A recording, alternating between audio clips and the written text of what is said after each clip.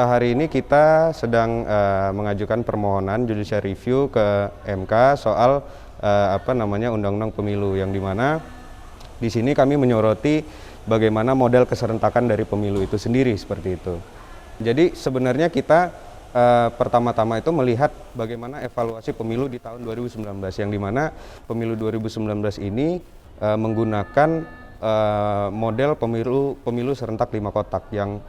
ternyata implikasinya adalah pemilu yang unmanageable. Banyak implikasi yang terjadi, semisal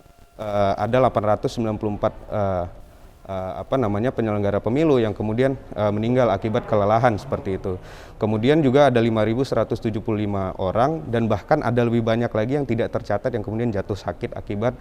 kelelahan yang sangat berat akibat dari beratnya beban pemilu tersebut gitu. Nah, kami kemudian ingin agar pemilu 5 kotak ini disederhanakan menjadi 3 kotak saja, sehingga yang kita ingin tarik adalah pemilihan DPRD provinsi dan DPRD kabupaten kota itu dari pemilu secara keseluruhan, sehingga pemilihan dari DPRD provinsi dan kabupaten kota ini tidak dilaksanakan serentak dengan pemilu pemilu nasional seperti itu. Nah, kami juga melihat tidak ada itikat baik dari para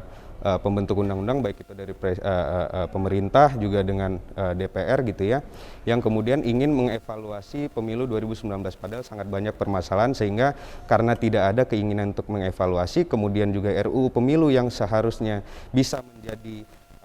manifestasi dari evaluasi kita terhadap pemilu 2019 ini juga ditarik dari Prolegnas 2021, sehingga RUU pemilu ini sangat mustahil untuk dibahas di tahun 2021 ini. Dalam permohonan ini kita mengajak beberapa pemohon untuk kemudian berjuang bersama-sama dengan kita. Pemohon ini ada Pak Dimas dari PPK Ngaglik, kemudian ada Mas Akid dari Ketua KPPS Desa Worokerten, Bantul, kemudian ada Pak Heri yang merupakan PPK dari Sukma Jaya, selanjutnya juga ada Pak Subur dari PPS Abadi Jaya, keduanya dari Kota Depok seperti itu. Nah, mereka kemudian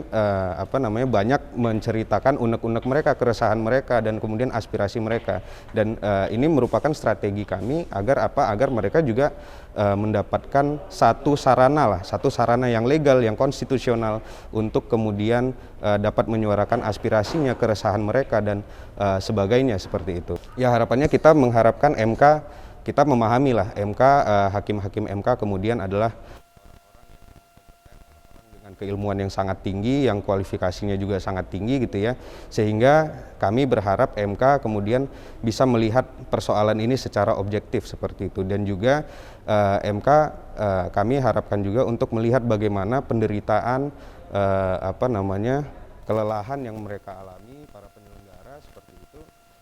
supaya kita bisa menentukan, kita juga bisa merumuskan model keserentakan pemilu seperti apa yang kita harapkan, yang bisa juga bersahabat